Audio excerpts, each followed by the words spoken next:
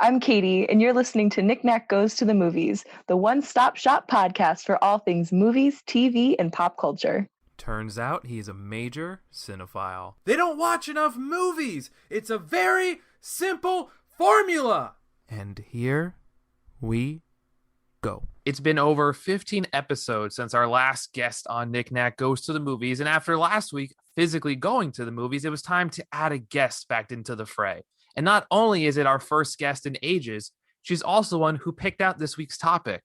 Welcome to the show, Katie Archambault. Katie, how are you? I'm doing great, and I'm really excited to dive into this scary train that I convinced you to go down. Scary summer is on the way. So, Katie, before we get into our topic episode, which we'll get into, as per usual with our guests, we like to have some fun icebreakers so our listeners can get a feel of what you watch and such. So first one, what was the last movie you remember seeing in an actual theater? Well, I actually did go to see Kong versus Godzilla, or whichever way it was, just recently in like the last month when it was in theaters. So that is the last movie I saw in theaters.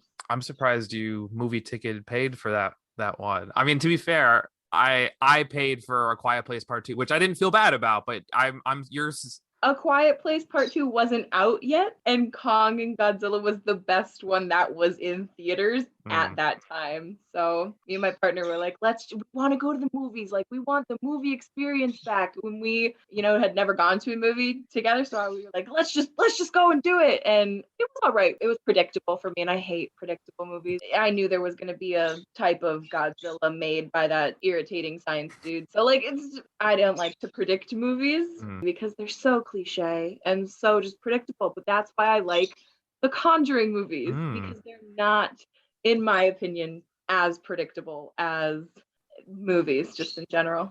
I respect that. And yeah, going to the movies is great. The hope is soon there will be some more higher quality things to movie. Yes. But there's also should be some really great things coming, because think about all the time that people have had to sit inside and think of weird things and write scripts for them. So I'm really hoping we have some quality movies coming out in the next few years. The future is bright, we can say. So beside the Conjuring rewatch, which we will get to, what else have you been watching these days? I've been watching a lot of Disney Pixar. So I've been watching Coco and Moana. I watched Up, I think all in the same day, along with Inside Out, just one after another. I really don't think I stopped crying for more than 15 minutes just because I love animated Disney Pixar movies. I think they're just so adorable, and they always have a message. And yes, they're kid movies, but they're totally not kid movies. They have humor in them for adults. The animation style has gone up so much since older Disney Pixar movies. I just appreciate them and I enjoy watching them. That's an emotional ride, some of those movies. Coco is a near and dear to my heart. You went in a different direction after the assignment of trying to get away from horror, where seemingly I have doubled down. I tried restarting True Blood, which I never finished past season 1. I love that show. Did you finish it? I don't want to. I've seen season 1 once, and I'm restarting season 1. So no, not at all. I'm not gonna spoil anything, but I got to a point where it's the season finale and something really drastic happens with Bill Compton, and then I just never finished it. But I watched it as it aired, live on TV, and I'm 23, so I was younger. Yeah, that's a risque show. And it's a very risque show, but I've always loved vampires. Get me in with the Twilight, probably watched it 6 times the day that it came out on DVD. The Vampire Diaries originals, just I love vampire stuff. So True Blood was totally in there for me. The other one I've been watching is The Strain, which is vampires, but if it was a plague epidemic, which is so good. I watched the first few seasons, and it's different, but super cool, super intense, and I don't. So good. Great thinking went into that show. Yeah. Especially now because pandemics, we're used to them. So now it feels it's even better to watch it. I watched. It's not really vampires, but it's vampire slayers. I watched Van Helsing Oh, the on. sci-fi show? Yeah, yeah, and it was pretty good. I didn't watch the new season yet, but from where I got to, I was like, I watched it in a few days. It was binge worthy for me. I liked the characters. Like, It's I will just say, I don't know their names, but it was good. it's Van it's Helsing. it's gotten a little weaker, unfortunately. I feel like most Oh, sci-fi shows kind of like they crash because they don't know how to finish a show, this is unfortunately. why I'm a book person. I am notoriously would rather read the book than watch the show or movie, just because books always do it better. And the movie in my head never fails. This week's topic in hand, not exactly superheroes. You No, know, I'm sorry. Ed Warren, superhero. So good. we will for sure talk about that actor Patrick Wilson, but to this topic at hand, I thought it was going to be a little too scary. Up to this point, for me at least, seemingly the scariest thing I think I had seen was The Haunting of Hill House on Netflix. Maybe, I mean, that's kind of on par with The Conjuring, but you convinced me to give this franchise a go with some actors I for sure knew their work, and with the latest film, The Conjuring made me do it. The Conjuring, The Devil made me do it. Yeah, I had the chance to have another guest. Katie, you made me do this topic. The first thing you had said to me were like, no nuns, no dolls. And of course, there's nuns and dolls. I did not say no dolls. I said creepy nuns is not my cup of tea. Why did you choose this franchise for us, Katie? They don't like, they're not predictable. I don't know where they're going. I can't always like see, oh, well, this is obviously going to be the end result here. Or, oh, like, yes, you pretty much are aware, like, they're going to get this demon gone somehow, but I never know how they're going to do it. I really didn't. And so they scared me, and I wasn't able to predict what we were going to be getting throughout the movie, which is very good for a scary movie for me because all scary movies are just the same and they just aren't. I liked that these were different. They always say they're based on true stories as well, which creeps me out because then it's the realistic portion of it. And then you have to think, okay, well, where did they put their extra little fluff, which I'm sure was a decent amount, obviously, for cinematic justice there. Just to think that these types of things happen and they show you at the end, if you watched the credits, they show you like the voice recordings of their exorcisms and stuff. I'm sorry, it gets me. It gets me. It just reminds me like, be a good person. Don't welcome the devil into your house. See, I took the angle of saying I'm not gonna go into the it's real thing. I did not listen to any of the credits at the end, and it worked out better. I just said it was a movie. I said, wow, what a movie they came up with. So for the most part, I love a good chronological watch through. You know, Marvel, I know you don't know that as well. Star Wars, maybe the Fast and Furious movies. It's tough to keep track of which one happens first, second, third. They're just car movies. Who knows? But from your meme schedule, I figured we were both watching this chronologically. Clearly, you went in a different direction with that assignment as well, which is fine. I only made the recommendation. I had no idea that the Nun or all of the Annabelle, well, yes, the Annabelle franchise, but like I didn't watch that. I don't do creepy doll movies. I don't. So I stayed away from them.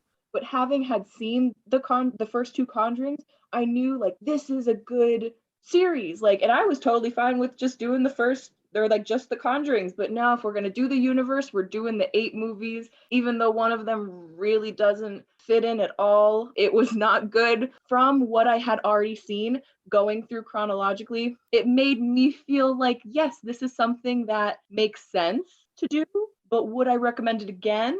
Never. No. Never. No, I would never no. Yeah, there's 2 ways to watch it. Chronologically in terms of when they were released, yes. Chronologically in terms of the universe, no. Let's not do that again. Since I did it that way, unfortunately, and I'm sure we'll talk about the order, we'll kick things off chronologically. So let's start with a movie that probably freaked us both out the most, I would say, The Nun. It messed with my faith. First off, when you saw the leading lady in this movie, played by Vera Farmiga's sister, Taisha Farmiga, did something click in your mind? Did you recognize like, oh, she looks kind of similar, or she has the same power? I recognized that she was from American Horror Story. That's where I knew her from. I didn't can make the connection between the 2 lady actresses. Are you saying that the nun from like the good nun who Mhm. wasn't a nun at the time, she was in training? But the thought is, and it's not proven yet, there's this idea that the sister also had that same kind of power. The question is, are they long lost relatives? Is there a descendant line? And it's not been said. But yeah, I did notice because she was seeing things. Like she really was some sort of empath, some sort of sightseer or clairvoyant that saw these living people that were all dead the whole time, which I didn't see that coming. I didn't. As much as I may not be a huge fan of the Nun, I did think that twist was pretty Mm-hmm. good. I Mm-hmm. will say, coming with this movie first, I kind of look back on a lot of things and how every other movie it feels like you kind of have the world around you. In this movie, it's kind of isolating, kind of you're stuck in this little nunnery and there's kind of that claustrophobia, which is like, okay, it's kind of different compared to everything else, but it's also so far in the past, you're kind of like, okay,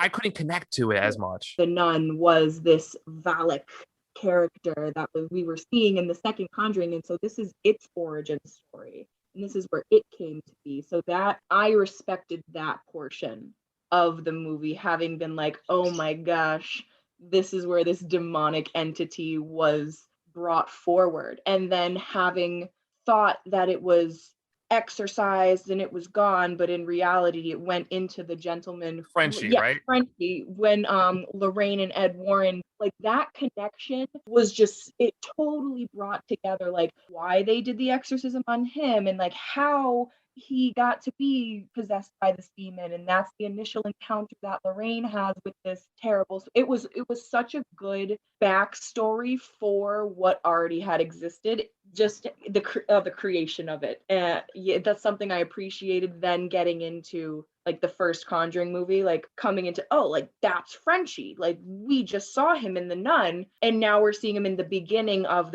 it was a cool connection for me, so I made that connection quickly but didn't think of the connection between the Nun and Lorraine potentially being relatives. For me, it was okay. Here's this nun and these people that don't matter until 4 movies, 5 movies down the road, which was not great. It's like a weird origin story that barely mattered. Yeah, absolutely. If I were watching it in the order that I prescribed we watch it, having Mhm. not seen the other ones, I definitely would have been confused. And it's not as good if you don't know where this guy, which I didn't know where that guy was coming from. But once I saw it again, I was like, oh, wow, like this makes a lot more sense in terms of the ending, where you see that little thing on the back of his neck and it's Yep. the demon mark. That made more sense once I saw that first Conjuring movie again. So I think standout moment for me, unrelated to a lot of it, because I think a lot of the scares outside of the nun existing, I don't think some of the scares were all that stellar. I did think the bell thing when the That was mine too. Ideas and concepts that these movies have, they're so small and minor, I feel like to some people, but for me, they stand out. Like this guy being transported into an undug grave and a spirit being able to do that, and them prefacing it or foreshadowing it with the explanation of this is what would happen. They would ring the bell if they were accidentally buried alive. So then you have the nun who's like, am I just hearing bells? And is this, a demon or a ghost messing with me? Or, oh no, the priest is actually buried alive. And so that's also what I wouldn't have gone to that graveyard. No way. No way. I no, wouldn't be there in the first place, but no. I mean, I thought it was fun. Like, I did a little history. I was like, oh, this, like, a little research. Like, oh, this is I had like pause and like, is this a real thing? And you look it up. Oh, I guess it is, there's a historical element, which is, I mean, this movie is trying to put you in a far off European land back in the day. And like, I get it. Like, it's a different version of things compared to every other type of movie that exists in this universe, which is Yeah. cool. To the nun, her itself, whatever we want to, her, they, it, however you want to classify this thing, terrifying. I don't know if the nun did a lot to scare you, but like the look, It's supposed to. It raises your heartbeat. It really gives you that, oh crap, I'm having a heart attack moment.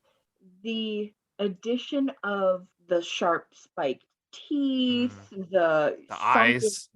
face, the the pasty blueness of the skin, terrifying. Even to like the cuticle beds, they were just dark black, like they just have crusty blood in them from all the victims. Disgusting, terrifying. Went to a Catholic school for 10 years.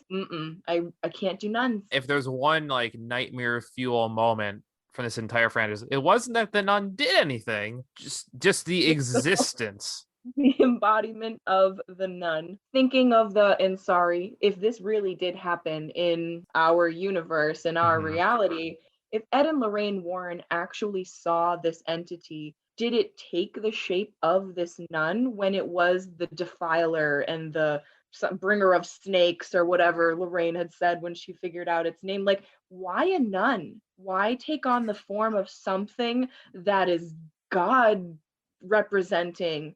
Did it have to do with because it was brought forth in that convent and its original like form that it took was a nun to blend in with other nuns? Yeah. That's my only thought, but it's just, why would it keep that form? It's so, like, I'm all set. Set. I mean, I think they try, and once again, if we're gonna say the Conjuring 1, 2, 3 happened, the assumption is this nun thing, it doesn't feel as documented because obviously. If it was back in the day and there wasn't as much either communication or written record, or this was just sort of like, let's say even like a normal thing that people would just be isolated and out in the country and would just all die. Yeah. It's quite possible. This story definitely compared to others was more fictitious, was more, we need beginning story for this entity that's in so many other of the movies, but I don't know. Yeah. Could it have happened? Absolutely. Do I want to believe it happened? No, not at all. No. I mean, and most scary movies go in the vein of saying, okay, as long as you don't go to this camp, this certain part of Illinois, whatever the thing is, you're probably good. This one, don't go to a nunnery in Eastern European. That seems isolated by itself, I guess. I don't know if it's from watching this movie. Just let the nuns do their thing. To the big fight, right? Because the thing is, there's not really a big fight until the end, but I don't think any of the movies other than this really had a fight kind of moment, right? Would you say? Maybe the La Llorona one. The La Llorona one. We'll get to it. That one, if you don't want. We'll get to it. I think the third Conjuring, it was a different type of fight. One that I honestly can't wait to get into. But no, I don't really think they all had like interactions where a possessed person is sort of attacking you, but not really a fight like we saw here with like multiple people are engaged and there's just a really heavy moment of this demon might actually just win, which was totally a possibility in my head. Like, I don't know if these people are going to get out of here. They might just die, and this is the story that is the creation of this demon. I was completely ready for that. Well, but the other guy must have, I guess you wouldn't have known the Frenchie thing until the end, I guess. Right. I hadn't seen the Conjuring movies for a while at this point, so I totally didn't make the connection until we see the Ed and Lorraine Warren exorcism of him in the preceding movies or the later on movies. As much as the nun thing terrifying existing, I did like the very end moment of like sucking up the holy blood and like spitting it on her face. That's a power move right there. And I feel like that's a great honor for a religious person to, okay, if you're not a religious person, you go to church and you receive the Eucharist, you drink the blood of Christ. So to literally have the blood of Christ in your mouth, that's an experience for a Catholic. That's definitely a privilege. And then to be battling a demon on top of it, oh wow, that's just, you're using the Almighty in your battle. I'd rather not be fighting a demon if I could swing it, I suppose. I would also rather not be fighting a demon. That's why I said, just watch out who you're trying to contact. Don't be reaching too far into the void, however you perceive it. That's fair. So I will say, with how much like spitting up into other things' mouths this franchise devolves into, it was weird seeing it from the other foot, putting the shoe on the other foot. Know that if you started from the beginning, but yes, as in hindsight, there was a lot of. As someone who's never really seen the exorcism movies, and I don't know if I really feel a burn desire. I did start the show a little bit, and that also, I feel like vomit is a big thing in exorcism things. It must just be how it happens. The demon's gotta just vomit itself into your mouth. Because that's really how I interpreted it, because you're ingesting it. So it is going into you. It can't like just hold on to your back like in the second Conjuring movie. Like that's you're only gonna get so much from that. You gotta enter. You gotta get in there. You gotta get in there to stay in there. You got more power that way. Gosh. Yeah. Starting with The Nun, I don't recommend that. No, I would agree with that. I did appreciate points of it, but overall, in terms of the storyline and the scare factors, like you said, I said jump scares will get me every time, and that's a fact. But the only really scary thing in it was the nun itself. So overall, you can pass. You could just read Rotten Tomatoes. Let's go with that one. To the next one, Annabelle Creation. So if the Nun movie was my freakiest thing, I'm assuming we're saying dolls. Dolls are not my thing. I had a single American girl growing up. I got the hippie one because I think she's cute. I like the long hair. Is she in a box? Heck yeah, she's in a box. Is she in the basement under other boxes? Heck yeah, she's under other boxes. I am not having no, not my cup of tea. Just for the thought of possession.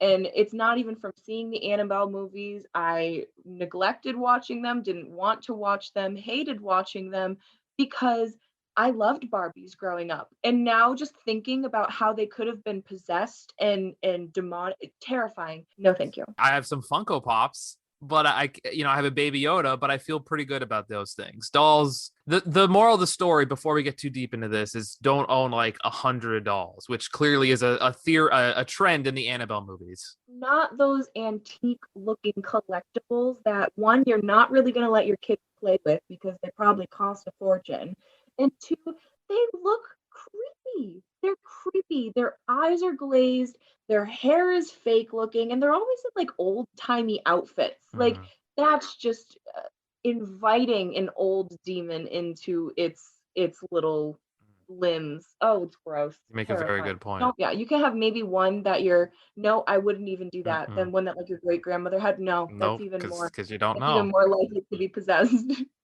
So, while that didn't super bug me, I think the thing I was most excited for was Miranda Otto being in this. She was the mom. She's from Lord of the Rings.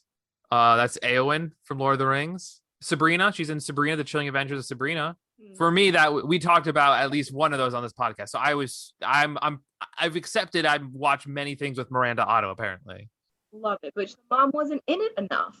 The mom was in it for all of what, 3 minutes? Going into it, I was excited for that fact, and we saw her in the beginning. I was like, oh, great, the 50s, it's California, there's some fun music going on, and like I think it built the tension a little better than The Nun, which just start off with here's a scary thing existing. You're kind of waiting for the thing to happen, and when the girl got like run over by the car, you're like, what? Like that's the start. Yeah.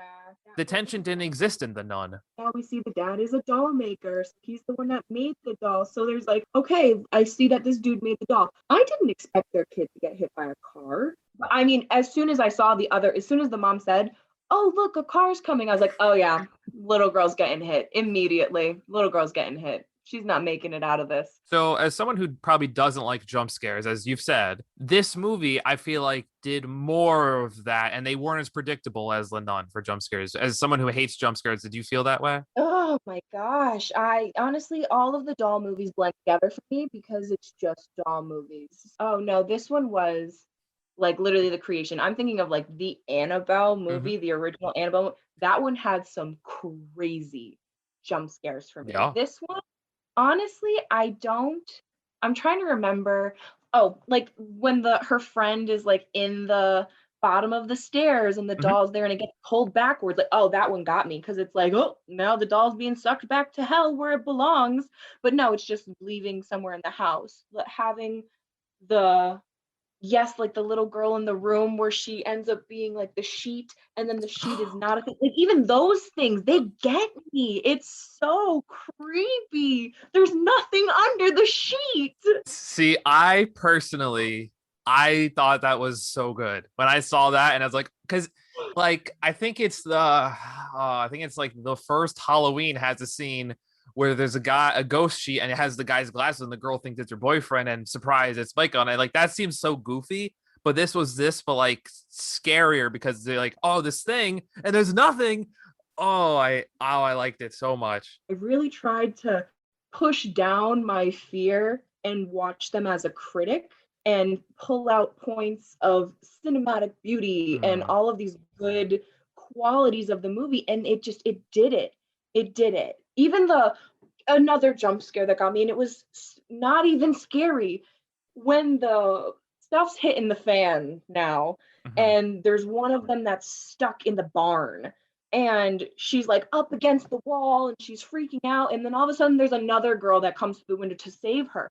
That got me because it was just the why are you here and why are you touching me and are you going to murder me? Like I would be swinging at anything that came to touch me. I also think there were times in this movie where I thought it was like the scares, like it was like funny, it was like dumb, and I Mm. think two moments took this movie from like, okay, I'm scared, it's pretty good, to immediately being like, this is stupid. Thing one, when the girl gets like projected out of the seat on the stairs, it was so goofy to start. Yeah, that was It felt like yes, vaudeville. yeah, it was just one, how do you forget that easily that you need to be strapped in to move the chair? That's the first thing he said. Second, I don't care if I can't walk. I'm throwing myself down those stairs and not using that slow chair that anybody could catch up to.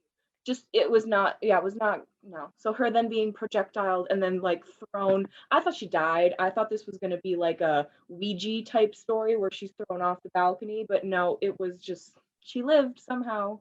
Yeah, she was in the air for so long. I was like, what? Okay, what is going on here? Yeah. Then I think, and I don't know if this is true for you too, the dawn, the scariness of not seeing things was better when you saw the thing. I was like, the thing looked bad, the demon looked bad. There was not a single form of the demon that was consecutive. So it made it less scary for me. There's one where it's a person, there's one where it has horns, there's one where it's a giant stick like person. There were two, and then there's the doll in general. That's at least four, and I know there were the wedding dress one. Like Hmm. there's too many versions of this demon for me to categorize it as one thing and then oh that's scary. Do you know what I mean? Yeah, I didn't think when we finally saw what the demon, I guess we're saying its true form was, which is like the thing with the ears, like the creature. That was, I think we saw it for the first time right before the stair scene. I thought it looked bad. I'm more terrified of the doll than I was of any of the demonic forms. Yeah, I guess I thought compared to like I starting with the nun, which was the scariest looking thing you'll see the entire franchise, this was not that. And I think the craziest part for me was I think the logic jumps that I feel like I had to take sometimes of saying, oh, things are happening in this house, time to leave. The nunnery, maybe you can't leave. In this, you can go. We're with a priest and a nun who dropped them off, and the nun's living in the house with them. It's like the first day when that little elevator shaft opened multiple times in front of that nun. Oh, we're gone. We're gone. Oh, you fixed it? Great. Now it's fixed. We're getting out of Still here. leaving. Thanks for the hospitality. Oh, you had a daughter that died. I'm all set. Like, we're just gonna go. If you're these people, seemingly the doll was contained in this room, like lock the door better, like bolt that thing up. Get it blessed. They Get did. rid of it. They get it Well, blessed, but still, the demon still had enough power to open the girl's door, open the door to like lead the girl to the house, have her find the key. Like the demon did all that. She didn't just find those things. There's some entity power that led her to be curious about it. That like obviously she was lifted up, like all of these things. It wasn't well contained enough. Like the Warrens contained it in a shelf in a church thing that they got from the chapel, and it still really wasn't enough to contain this thing. It needed to be exercised immediately. yeah, I think there are moments of this movie that are good. I think there's a lot of moments that are like, okay. And I think the crazy part, how stupid do you think that priest at the end felt when like, oh, it's just a doll now. Who wants it? Which one of you wants it? Girls love dolls, don't they? No, maybe the not one that this. just terrorized me. Maybe just like take it with you. The priest? Yeah. Oh, but we know what happens when the doll gets taken by priests. I They just, get mutilated.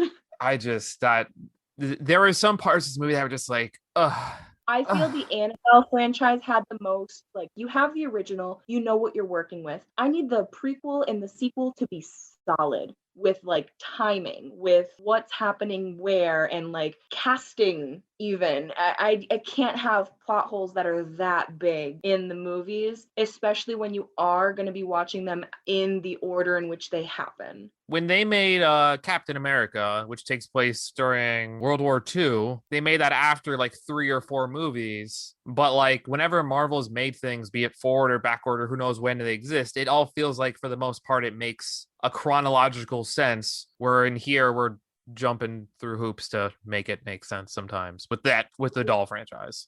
The whole at the end, the girl gets adopted and she's possessed. It takes how many years for this demonic possession to lead to the killing of the parents? Then in the original Annabelle movie, oh, it's the Higgins daughter the whole time. They have pictures when she was younger looking than when they adopted her in the original. Like, those are things that you can avoid and should have avoided for the prequel purpose. Like, you can make the girl younger. I think because it needed a lot of flashbacks to get us going, which is totally fine to figure it out. But thankfully, that kind of tied into the next movie, Annabelle. Like it got us there. Yeah, and that God, take it for face value sometimes, take it for what it is, and just say they did their best. But sometimes I'm a perfectionist. I need perfection with these things. So when we did get to Annabelle, the main film, if there's an Annabelle trilogy, this was sort of the main one, depending on however you want to count The Conjuring. So same thing. I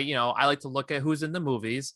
I think I was excited for Patrick Wilson and Vera Farmiga, like getting into it. And when you watch them in this way, you're like, okay, they're not here. They're not here. They're not here. Like that was annoying to see Creepy Nun and 2 Dalmatians before that. So when I went through this list, I was like, okay, the lady from Luke Cage, Alfre Woodard, who is like the main like bad lady villain, I guess.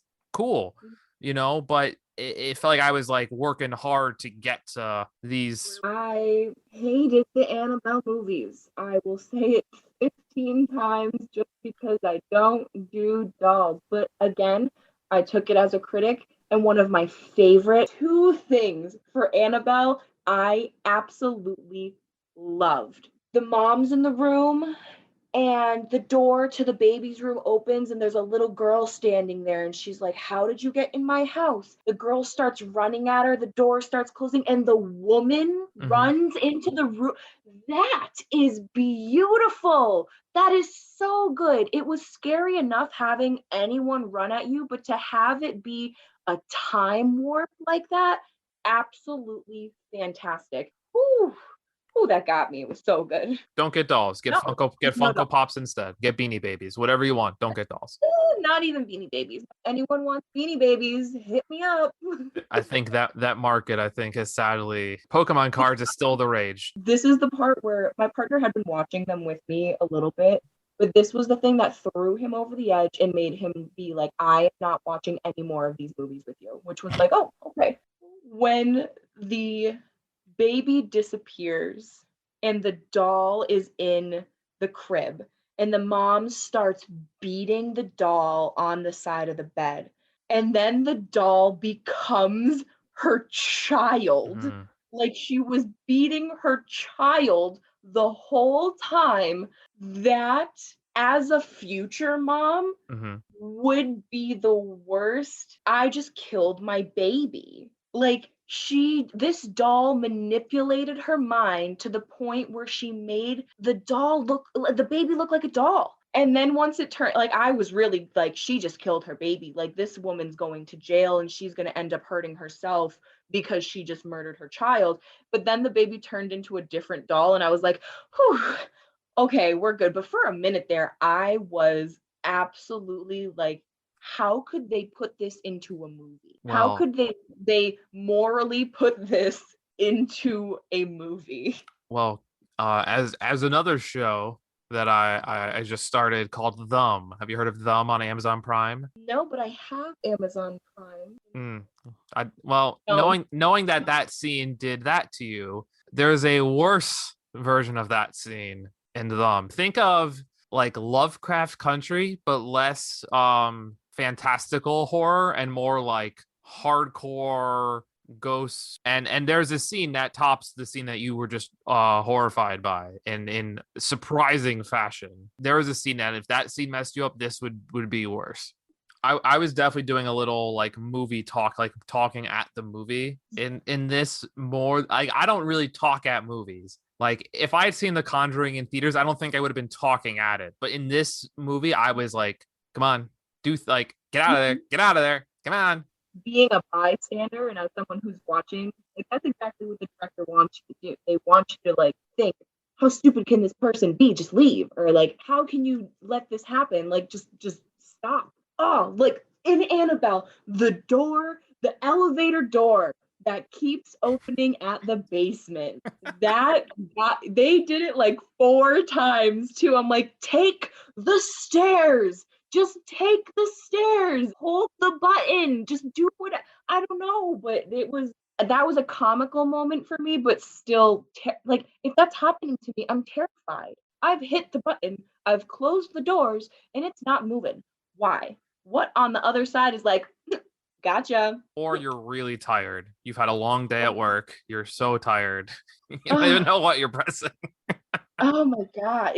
That was something where I was just mixed about the whole, this is comical, but that's also really terrifying. If we want to talk about something that, if there's one moment in this movie that stood out to me, and it's not anything scary, but I have to ask your opinion. There's a part in the beginning when they're in the house still where there's a snack involved. It's dipping pickles in mustard. I'm the biggest fan of pickles. I love them. I get pickles at the Big E every year. I can't wait for the Big E to come back, by the way. Very excited. Never in a million years would I put mustard on it. It would need to be like a spicy brown or like a not even a no, you just don't do that to make it acidic with acidic. I've thought about that that was the one thing that stuck in my mind more than anything else in this movie. And I thought about it for a while. I said, okay, well, you put pickles and mustard on hot dogs sometimes if you get the long ones. I've never seen a long pickle for a hot dog. I will believe you, but no, I'm not even a relish person, and I love pickles. Relish is weird. Relish is a little weird, but this was more than that. This was dipping the pickles like full on like hummus pita style. Possibility of, let's say you're making a pickle from cucumbers you grew in your garden, which I do every year, and you add maybe like mustard seed to the brine. Maybe that's something I would potentially do, but no, I wouldn't dip my pickles in mustard. I might need to try it just to try it, but I'm not really inclined to do so. Doesn't sound appetizing at all. I probably will try it when I'm home this week, and I'll report back. We can like try it and then have a little follow up. But beside that, because as much as I got incredibly distracted by that, I think the thing that I realized where the Annabelle movies kind of lost me a bit was I couldn't quite figure out like the powers that existed, because at times it felt like, okay, things are flying around and that's sort of the gist of Annabelle. But then sometimes there's like reality things like the elevator scene, and you're like, okay, is this like Nightmare on Elm Street? Like I just couldn't grasp what was happening, and it didn't feel like there were rules. Like I said, there were just too many forms of this entity that it just didn't intrigue me really. And it didn't help that it was a subject that I absolutely despise. I hate dolls. Like, put it in a stuffed animal for all I care, not a doll. Ooh. There were parts to this movie, and I think this, like, thankfully none of these movies are like 2 hours. Thankfully they all were like an hour 30. Like if they were, because they felt like they didn't have a lot to go. It just, the idea of making your main character the creature feature doesn't really work. And with like the first 3 movies watching chronologically, that's it. I just didn't. And like I was saying, I think my favorite part of the movie, beside the pickle mustard question I had, which was a big question, was like, as much as we didn't see Alfre Woodard's character, that was kind of the friend who was trying to help the lady out when she had things flying all over her house. I kind of liked the end was kind of like a wild moment of like, oh no, she needs someone, she's the mom, and it kind of, in a crazy way, like it felt like it made sense in the end, but it took a while and a lot of things flying all over the place to make sense. I thought it was a very meaningful addition to the movie. The fact that we did learn about the backstory about how, her daughter died and she wanted to die. And I do forget the small parts, but the daughter basically was like, don't, like, it's not your time. It's not your time yet. She knew that it was her time when it came to this mother being able to save her child, which came full circle. She wasn't able to save her child, but she's able to save the relationship between mother and child now, which was, oh, I did cry from not being scared. I was crying because it was so It's emotional. heartwarming.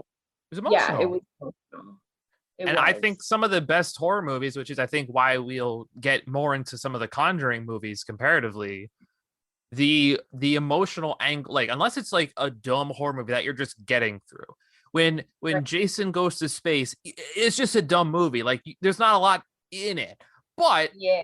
the good horror movies have some catharsis and feeling in it. And this was a bad-ish movie that had a little bit of catharsis and feeling at the end. Right. I also the dynamic around mental health, because the husband didn't really seem receptive to what the mother was going through.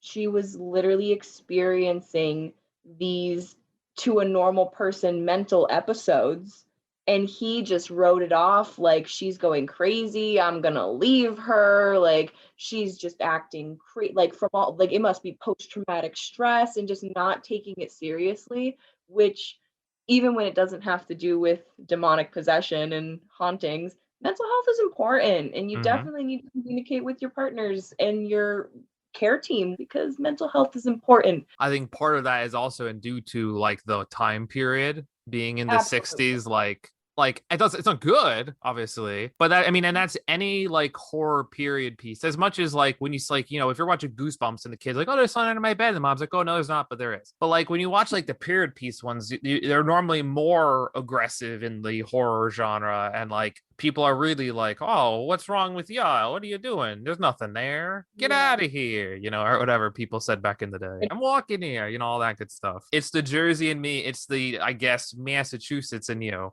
So, Katie, we've got through some of the rough spin-off we've got through the woods a little bit, through the thick of it, and now we're into Yeah.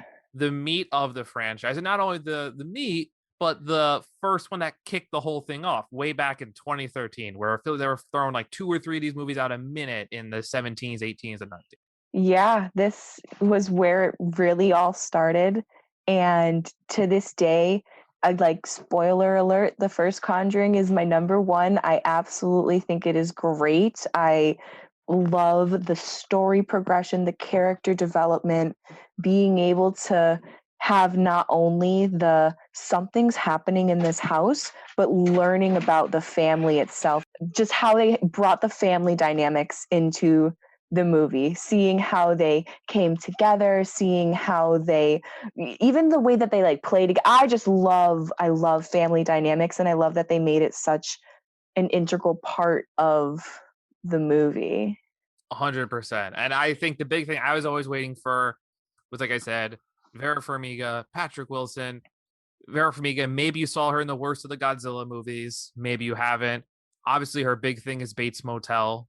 I think that was on A&E back in the day. And she's going to be on a Disney Plus show coming shortly. I'll But watch that one. Me and Disney Plus, we're best friends there, right now. there you go. And it's funny when you said, I think you said Ed Warren's a superhero, right? That was what your quote was a little while ago. He is. He is. He gets put in. And yes, Lorraine Warren also under that superhero category. I just haven't been able to remember her name for the life of me. But Ed Warren specifically, he goes into these situations and he ends up having to do just the dirty work. He ends up having to do these exorcisms when he technically shouldn't be. They're not approved yet. They're in the works, and he sees the worst of the worst and is able to overcome and to help these people get through literally the most dark parts of their lives. And it's funny you say that though, because he's been in a lot of scary movies. Like people say he's like an unofficial Scream King, but he has 2 recent roles, both in the actual superhero genre, being in Watchmen's 2009 movie, and he was in Aquaman.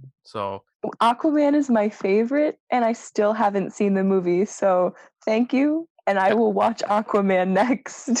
for Patrick Wilson, I imagine. And oh yeah, like I'm a big Jason Jason Momoa. Momoa fan. Yeah. I love Jason Momoa. He reminds me of just my Game of Thrones love, and he's oh my god, just a beautiful man. Beautiful man. He was, yeah, you're not wrong.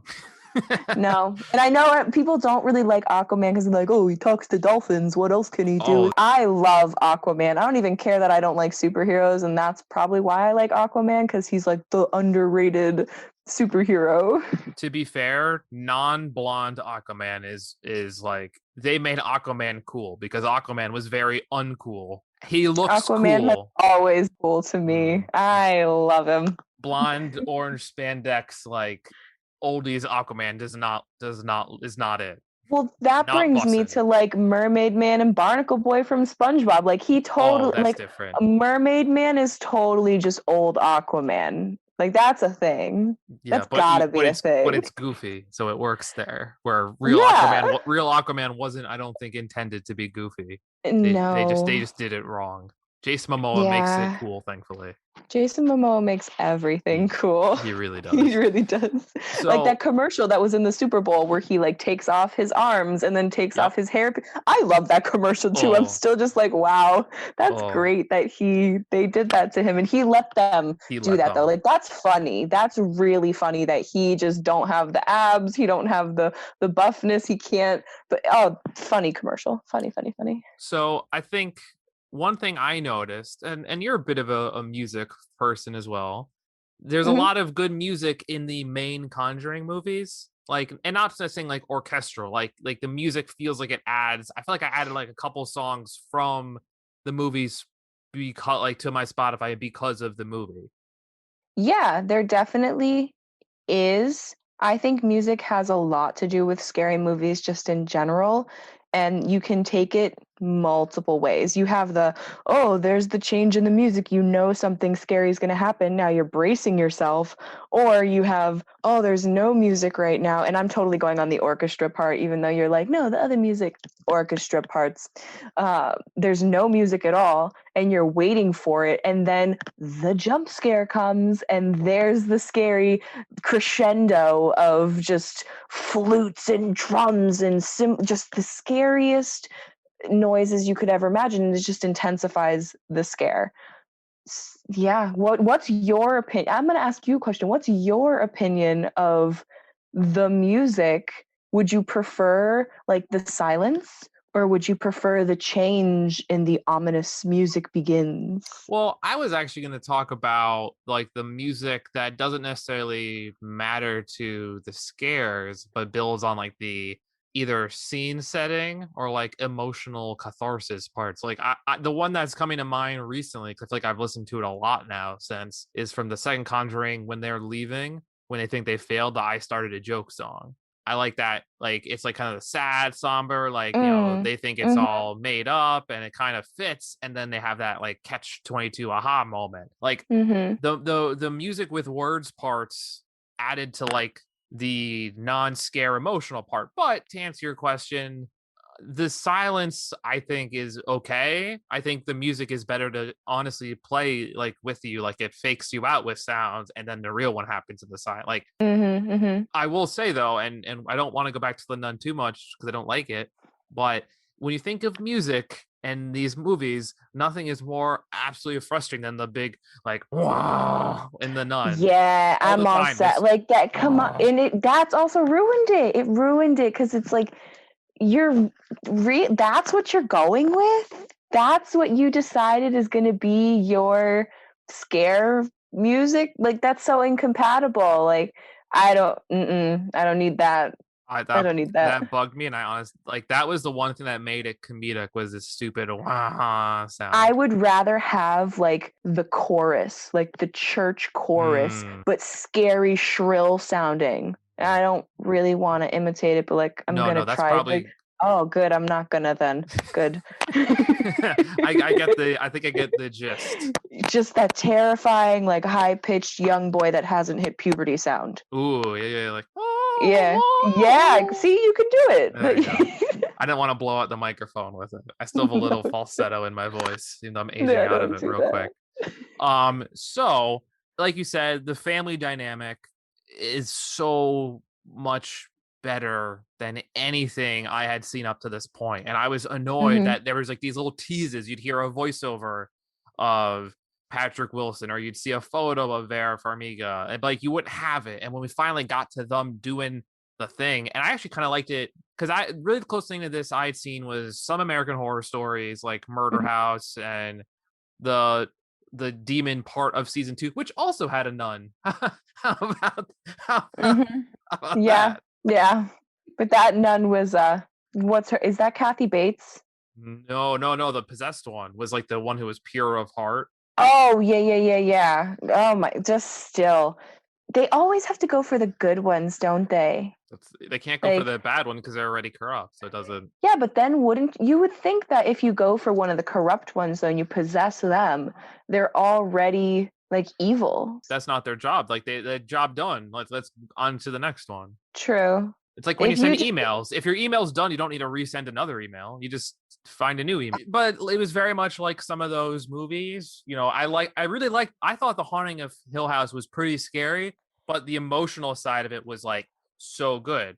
Yes, I completely agree with that. And that's the one that I think of. That's the comparison I make between the first Conjuring and honestly the second Conjuring with a different show or different universe is The Haunting of Hill House because it was just such a family oriented in the way that family dynamics matter and it just believing each other or understanding or being open to what's this possibility. It was intense. It was intense. And I almost think it was done better with the people investigating it not being like in the family, like having this other family who's obviously big and important in the show and the world having to deal with the thing like not members of the family. I think that helped. It kind of Mhm. felt like ghosts, like hardcore Ghostbusters. One of my favorite moments, or not one of my favorite characters, because like I really do enjoy the casting of the first Conjuring, but the cop that was skeptical of Mhm. anything otherworldly, and then he experiences a ghost, which was what a maid, I believe. Look what she made me do when he's like looking into the room with the laundry and then he gets attacked and then he's like finally a believer because something happened to him. But him and the cameraman are like joking. He's like, "Oh, did the wind do that to you?" I thought they added comedy into it as well, but in small doses that still made it like a scary movie overall. It's tough not to believe when you're losing a piece of like a chunk of your face isn't there anymore. Yeah, she totally took a chunk out of his cheek. That is so painful to think about. But then the first thing I thought of was like, oh, I could just Jolly Ranchers in my mouth without opening my mouth. So I totally. That could just be the Jolly Yeah. Rancher tube, a sterilized tube specifically for Jolly Ranchers. That's good. That's very creative of you. But Yeah. in short, I think it's a really good movie. I do think like if they ever made a Scream movie that was like about haunted houses and not like real people, I'd be so curious the whole thing of like the rules when it's like when there's a seemingly alive animal, then they're just dead. It's like, okay, time to go. When like picture Mhm. frames are moving, it's like, okay, time. And I get like Yeah, they always it's always a money thing, right? Oh, all of our money's in this house. I'm I gone. don't care. I'm Yeah, good. I will sleep under a bridge before I am sleeping I'd in a rather haunted not house. be a ghost spirit demon. I'd rather be outie. Yeah, absolutely. One of the things that, again, just for my cinematic moments in Mhm. these movies, were the transition of Lorraine Warren's helping with the kids and the mom's taking her nap, and the towel blows, and there's the figure again. And then it blows up to the window, and now that entity is not on the lawn, it's in the house. Those things just are awe moments for me because the directing is great, the transition is great, and it makes sense. Like, we're not just going to see something in the window, we're going to see something outside first, and then the wind's going to blow and pull it into the house. That's cool. That's different. That's not something I see in movies. You're the movie guy, so Yeah, I think the thing I really liked when I think of it in that sense is there is a part kind of when they're starting the exorcism in the basement where the camera's like flipping on its head. So you're like seeing the walking kind of, it looks like on the ceiling, and then it flips around. Like it kind of puts there's these certain type of angles they call, like there's a few, like if you look at Mhm. like a person, this a Kubrick angle from like a Clockwork Orange, like they're just, and you're putting what's slightly tilted so you show something's off. They had all these like weird yeah. angles to kind of make you feel unnerved because it's not just a straight on camera. And like I got so, some very as above, so below vibes from the mm, camera angles. I do like that movie as well. If you've never seen that one, that could be next. I that feels a little too, I don't know what my limit is yet, but The Nun was pretty gosh darn close to my limit. There's no nuns. I don't think there's nuns. It's not like I I'm think scared it's of just nuns. I think it's just a very that one's totally too realistic because it's like we're gonna like it's like them filming what's happening like with GoPros and stuff. So Mm, it feels really real. classic Uh influencers. Since I am one, of oh course, yeah. now that I'm a TikTok Oh yeah. influencer, just so you know. Yeah, I wish I had all of my like stuff. I don't do socials. I'm a Mm, very not influencer, but I'm not really influenced either. I think they're weird. that's Like I'm smart. not gonna buy something because you wear it. No, so, yeah, we won't get on that topic. No, I that's could fair. say a lot about that No, topic. that's we'll save it for another one. That's good though. That's good. When they make there's a Netflix show coming out with a bunch of TikTok celebrities. That's literally I think just them being. And there's another one coming out on Hulu. So if we ever want to delve into reality TV, I'm sure you could have a field day with that. I would have a field day with that. As someone who's maybe seen a single Kardashian episode and only because someone else wanted to watch it, I no Desperate Housewives, no Real House. Oh, Desperate Housewives is not what I meant. No Real Housewives. No, not none of that. It's Jersey not Shore. reality. Nope. I watched Jersey Shore for maybe a few episodes just because it was funny, Hmm. but that's not reality to me. Like reality TV shows are like Survivor. That's really real out there when you are put in the jungle and you have to deal with the dynamics of having a team and then not having a team and being like that's cool. That's like but it's still not reality. It's scripted. Like everything. Oh, it's all scripted. I'll stick with my Gordon Ramsay cooking reality TV shows. Love That it. that works. That's my thing. After finishing the third Conjuring movie last night, the only movie that I watched at night, Mm. I had to put the Great British Baking Show on for like hours and I worked until like midnight because I was like, I'm not sleeping. I don't know. I needed to finish the movies and I'm glad I did. I can't wait to get to the third one. We're not there yet though. We're Mm. not there. No, we're not. But to come back to where we're at, lovely movie. Clearly wish I had started with The Conjuring to begin. Yes, I will apologize for that. I'm sorry. Next time I will make sure that if we're doing a series, we're watching them in the order they came out. Well, but I think this is also, I guess we'll have this little moment before we get to the second half of these. I think for the most part, watching things in chronological order for me works. This Mhm. was the only time I've ever had it where I was like annoyed watching it chronologically because I had to sift through some whatever movies to get to like the first good one. Where you probably said, Right. "Oh, here's some good movies to start, and then here's some garbage after the fact." Well, If you're yes, throwing and nuns and Annabelles at the end, yeah, yeah, yeah, because then I probably wouldn't watch them. Like, if I have to watch it because we're watching it in order, that's when you're going to get me to watch The Nun or Annabelle Creation. Like, if you those are could going after the third Conjuring even, I don't want to watch them because they're not up to too, par.